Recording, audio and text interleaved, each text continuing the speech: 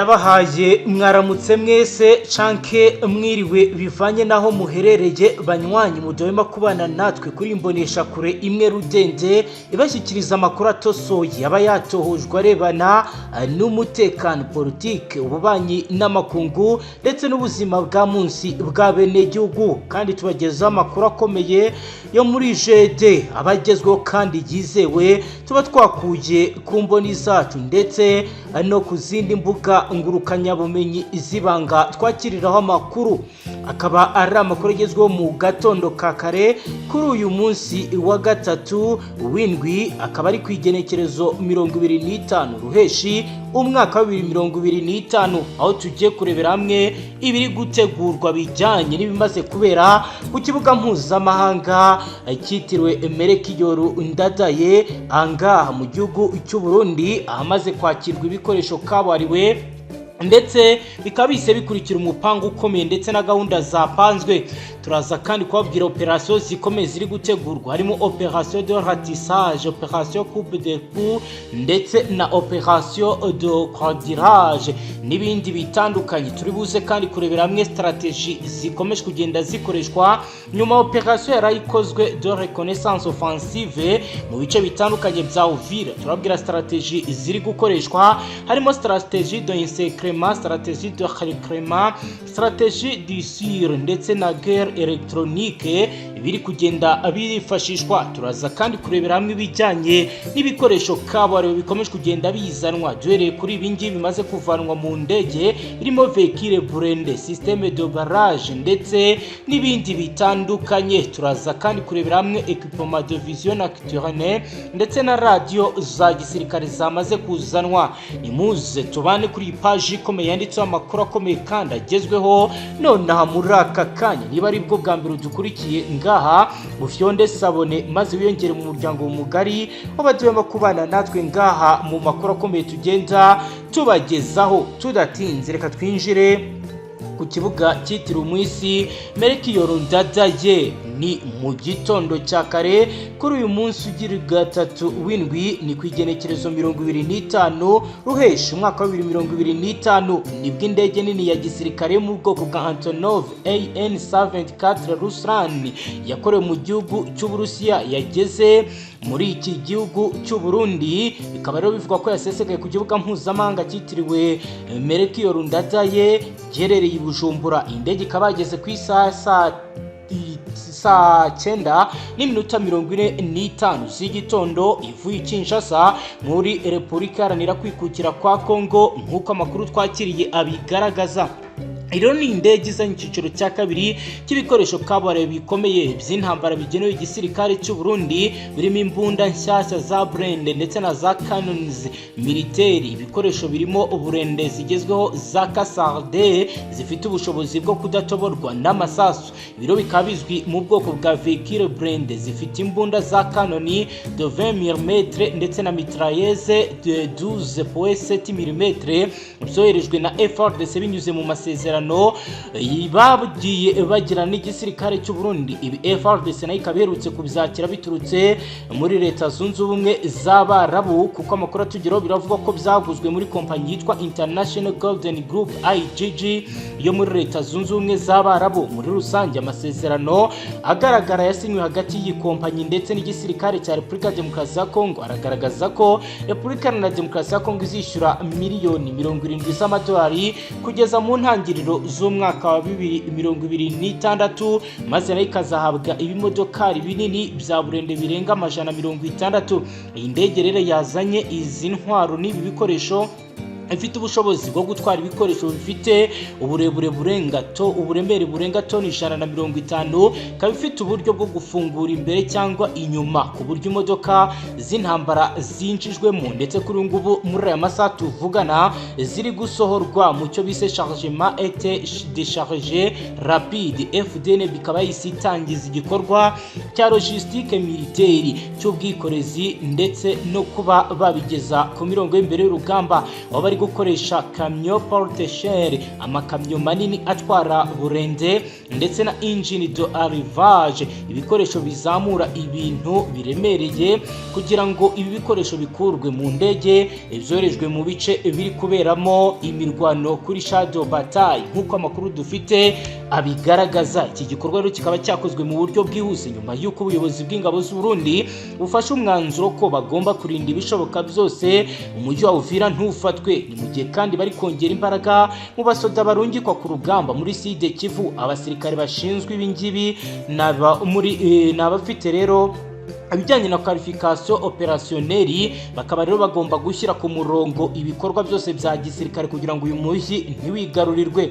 Ni mu gihe kandi hari na stratégie de transport nk'uko bigaragara, kuko bifite ingaruka bishobora guteza mu gihe bitakitabwaho, kuko mu gihe babikorera deployment bishobora kwigarurirwa n'iza Sarambwe nazo zikomeje kugenda zitega mbushi mu bice bitandukanye. Biravuga ko rero bahisemo gukoresha ikibuga cy'indege cya Bujumbura kubera ko ibindi byo muri Repubulika ya Demokarasi ya Kongo byegereye Sud Kivu byatangiye kugaragaramo traffic jamming cyangwa se hagarikwa cyangwa kubangamirwa k'urujya n'uruza rw'indege, aho bikekwa ko ibingibi bishobora kuba bizatewe n'iza Sarambwe. Biravuga ko ibice byibasiwe cyane nibiherereye muri Tanganyika. Biravuga ko rero kuri ngo bitoroshye ko indege yabasha kurandinga ngaha muri ibi bice byo muri province ya Tanganyika nk'uko amakuru akomeye atugeraho abigaragaza. Iyi ndege rero biravuga ko yasenye n'abatekinisiye batatu b'Abarusiya, Ingenieur Lucien, baje gufasha gusuzuma ndetse no gutegura uburyo ibikoresho bigomba kuba bizakoreshwa, ndetse hari n'abasirikare b'Abadage bagera kuri 5. Aba ni aba instructeur militaire baje gutanga amahugurwa ku buryo bwo gukoresha neza ibikoresho by'intambara mu gihe cy'ibikorwa byo kurwana mu bikorwa byose bya provisionnement, gutanga ibikoresho ndetse na deployement rapide. Ibi rero bikaba bijyanye no gushyira ingabo n'ibikoresho ku rugamba vuba na bwangu. Hakozwe igenzura ryihuse ibizwa inspection technique kugira ngo harebwe ko ibyo bikoresho bimeze neza kandi byiteguye gutangira akazi ndetse no gukoreshwa. Nk'uko rero amakuru twakiriye bigaragaza biri gukurikiranwa mu buryo budasanzwe. Ibikoresho bikomeje kongerwa mu karere kari kuberamo imirwano, aho bitangazwa ko igisirikare cy'u Burundi kirimo kirakira amakuru ari gutangwa na Service National de Renseignement agaragaza umugambi ukomeye w'izasarambwe wo kwinjira muri Uvira maze bakaba bakomereza mu gihugu cy'u Burundi nk'uko babyikanga. Kuri uyu munsi wa gatatu w'indwi kwigerekerezo 25 Ruheshi 2025 nyuma yo kwakira indege nini y'igisirikare yo mu bwoko bwa Antonov ku kibuga cy'indege mpuzamahanga Aeroport International Melchior Ndadaye, igisirikare cy'u Burundi cyatangira urugendo rukomeye rwo gukora ibikoresho bya gisirikare nga ku kibuga cy'indege bijyanwa muri Sud Kivu. Reka turebe ko urugendo ruteguye ndetse nuko biri gukorwa. Ibikoresho rero byakiriwe nk'uko twabibabwiye harimo véhicule blindé Casarde, izi ni burende nini zidatoborwa n'amasasu zifite ubushobozi bwo gushyirwaho imbunda za canon de 20 mm ndetse na mitrailleuse de 12.7 mm. Hari kandi kamyo porte-chaine aho amakamyo manini ari kwifashishwa mu gutwara izi ntwaro. Hari kandi engine de levage, ibikoresho biri gukoreshwa bazamura. Hari kandi ibijyanye na matériel de transmission, ibikoresho byo gutuma tumanaho mu gihe cy'urugendo ndetse no ku rugamba. Harimo kandi container logistique, hajemo ibikoresho bitandukanye by'ibanze, harimo imiti, amavuta, dore ko igitoro nga mu gihugu cy'u Burundi gikomeje kugenda kiba iyanga. Amakuru ahari nuko abasirikare bashinzwe gutegura urugendo officier de logistique bufatanye n'abashinzwe umutekano w'ibikoresho officier de sécurité de convoi bakoze planification opérationnelle yo hejuru kugira ngo urugendo rutaza kuzamwe inkomyi, kuko ni kenshi byagiye bigaragara ko izasambwe zagiye zambura FRDC ibikoresho mu gihe nk'iki ngiki cya deployment.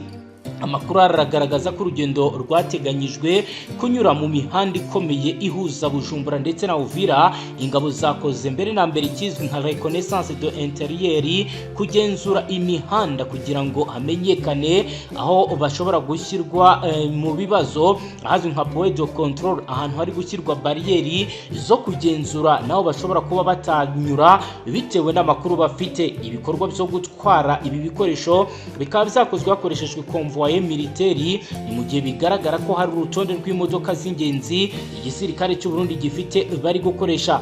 Hari véhicule de sécurité burende, imodoka z'intambara zishinzwe gucunga umutekano w'urutonde rw'ibinyabiziga.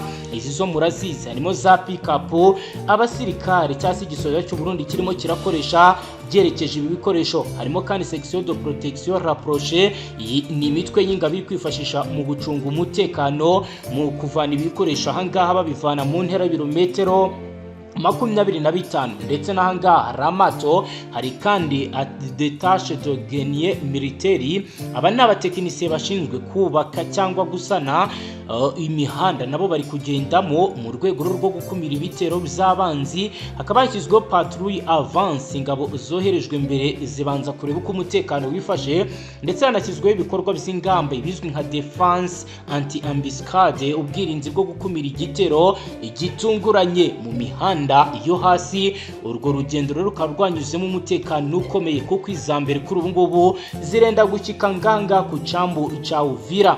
Hari kandi ibizwi nka checkpoint fixe et mobile, hari barrieri zamaze gushyirwa ngaha ku kiyaga cya Kivu, ku kiyaga cya Tanganyika, ndetse no mu nkengero aho FARDC igenzura uvuye ku kiyaga cya Kivu, aho bitangazwa ko hose harunzwe ibijyanye n'uburinzi ku rwego rukomeye. Ni mu gihe kandi bari gukoresha communication cribute, itumanaho rihishwa riri gukoreshwa hagati y'intwazangabo yaba izo ku ruhande rwa FARDC ndetse n'izo ku ruhande rwa FDNB, nyuma y'uko SNL cyangwa se Service National de Renseignement itanze amakuru muri G2 ko intare za Saramuri zatangiye kwinjirira bimwe mu bikoresho bakoresha mu itumanaho. Biravuga ko rero igisagara cyose cya Bujumbura kuri ngo gicungerewe mu buryo budasanzwe, hagiye hashyirwa zone militaire controle, aho bari kugenda bashyira ibikorwa bitandukanye byo gucungera umutekano. Mu gikorwa cyose kiri gukurikiranwa na komanda des opérations spéciales wahawe inshingano zidasanzwe. Ibisobanuro by'amagambo ndetse n'ibikomeje kugenda bitangazwa biri kugenda bikorwa hifashishijwe call sign mu rwego rwo kwirinda ko bashobora kwinjirirwa n'umwanzi akamenya ibyo bapanga. Ibikoresho byageshejwe rero mu birindiro neza bigiye kubera mu rugamba, kuko kugeza ubu ngubu tuvugana bimwe byatangiye kurizwa amato, biri kugenda bijyanwa mu gihe kandi bagitegereje ubwato bubuze kwambutsa zino modoka ziremereye za kasa kugira ngo zijyanwe muri Uvira, aho biteganyijwe ko izi ngizi arizo zizakoreshwa mu rwego rwo kugira ngo bapfa bakira igisagara cya Uvira ntigifatwe, kuko izi zidatoborwa n'amasasu. Hari itsinda kandi kabuhariwe ryatojwe ry'abasirikare b'u Burundi bagomba kuzarwana kugeza ku musirikare wa nyuma. Hari kandi ashema strategie des équipements militaires, ibijyanye no gutwara ibikoresho bikomeye by'intambara mu buryo buteguwe neza, mu gihe bikomeje kugenda bigaragara ko bakeneye umusaza mu maguru mashya. Mu yandi makuru hari kandi akomeye nuko kugeza ubu ngubu rero nyuma y'uko ibi bikoresho bizanywe mu bigo bitandukanye yakomeje gutangwa imyitozo ikomeye, ndetse biri no gutangazwa ko Ubudage bukomeje kugenda bugira imbaraga mu gutanga amasomo. Hari kandi ibiri gutegurwa, biravuga ko kuri ubu ngubu hari 31 bataillon de réaction rapide yamaze kuba yavanwamo abasirikare bamwe na bamwe bari guhabwa imyitozo n'Ababiligi. Hari kandi brigade Gepard, brigade yihariye y'igisirikare cya FARDC nayo yohereje bamwe mu basoda bacu kugira ngo bakurikirane amasomo mu gihugu cy'u Burundi. Hari garde républicaine, iki ni igice cy'igisirikare cya Repubulika Demokarasi ya Kongo nacyo cyohereje abandi basirikare barimo n'intwazangabo bagomba gukurikira aya masomo bari guhabwa bigizwemo uruhare n'igihugu cy'Ubudage. Abatoza b'Ababiligi ku bufatanye n'inzobere z'igisirikare cy'u Burundi batangiye gutanga amasomo akomeye ku basirikare bategurwa kujya gufasha abandi ruhande urugamba. Aya masomo arimo technique de combat rapproché, ubuhanga bwo kurwanaho abarwanyi bahura n'abanzi barebana amaso ku maso cyane cyane mu misozi ndetse no mu mashyamba. Hari kandi mitrailleuse des armées ordre et regret, gutozwa uburyo bwo gukoresha neza imbunda nto na nini, harimo mitrailleuse, kanoni ndetse na mortier. Hari kandi tactique anti-embuscade, uburyo bwo kwirinda no kwitwara mu gihe bagabweho igitero cyangwa se baguye muri ambushi. Hari kandi amasomo ajyanye na reconnaissance et surveillance par drone, uburyo bwo gukoresha drone mu kureba aho umwanzi aherereye. Hari kandi opération de nuit cyangwa se combat nocturne, imyitozo y'intambara mu masaha y'ijoro. Harimo rero gukoresha ibikoresho bifasha kubona ibizwi nka equipement de vision nocturne. Hari communication sécurisée, ibi nabyo biri mu byo igisirikare cy'u Burundi kirimo kirigishwa ndetse na FRDC, kuko byagiye bigaragara ko kenshi hagiye haba ibijyanye no kwinjirirwa mu ikoranabuhanga. Rero bari kwigishwa gukoresha radio cribute n'itumanaho rishingiye kuri satellite mu rwego rwo kugira ngo bazane impinduka ku bijyanye n'uko barwanaga. Hari kandi surveiller une zone ennemie, aho bari guhabwa amasomo mu gihugu ndetse bakanigishwa uburyo kibarwana n'umwanzi mu gihe bahinduye aho bari basanzwe bari. Harimo rero n'uburyo bwo kugeza ibijyanye n'ubutabazi ndetse n'ibiribwa ku mirongo y'imbere y'urugamba. Ibi nibyo barimo barigishwa.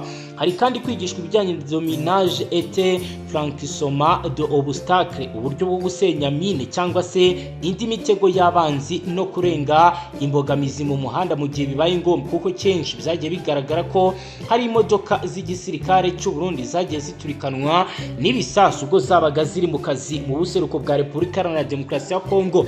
Iyi myitozo ikakaye yagiye ikorerwa mu mashuri atandukanye ndetse n'ubu birakomeje. Harimo Centre de l'Instruction de Kibembe iherereye i Lubumbashi, iratangwa muri Camp Militaire de Kinshasa iratangwa, ndetse no mu Burundi muri Centre d'Entraînement de Gatumba hafi y'Ubujumbura irimo iratangwa mu buryo budasanzwe.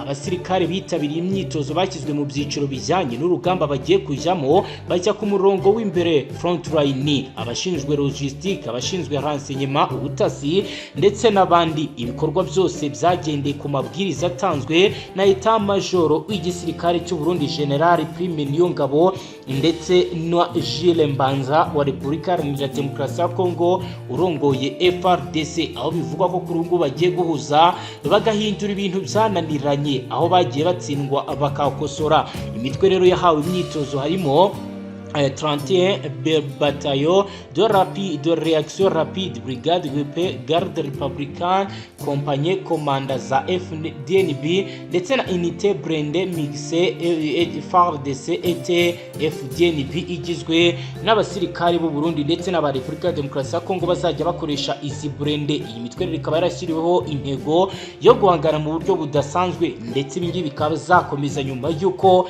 bazaba barangije akazi barimo, bakazakomeza banahiga Red Tabara. Ubirigi binyuze mu terankunga bagiye bagaragara kenshi, aho bagiye batanga ubufasha muri Repubulika ya Demokarasi ya Kongo n'u Burundi.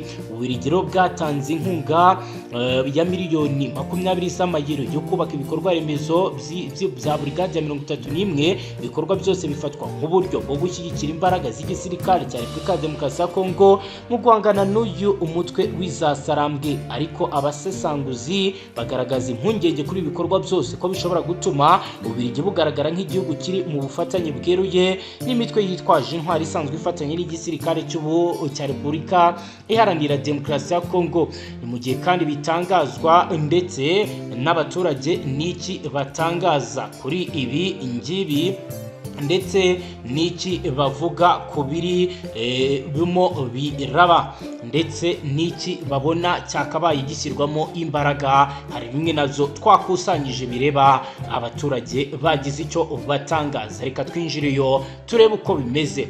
Nk'uko bigaragara, igisirikare cy'u Burundi kiramenyesha abaturage ko cyakajije ingamba z'umutekano mu ntara zose z'igihugu nyuma yo kwakira ibikoresho bishya byatanzwe ku bufatanye na Leta Zunze Ubumwe z'Abarabu, ndetse bikaba rero bikomeje kugenda byigaragaza cyane muri ibi bice bitandukanye bya Repubulika Iharanira Demokarasi ya Kongo, nk'uko rero bamwe mu bakurikiranira hafi biri kuba ndetse n'abandi bagiye babigarukaho mu bihe bitandukanye.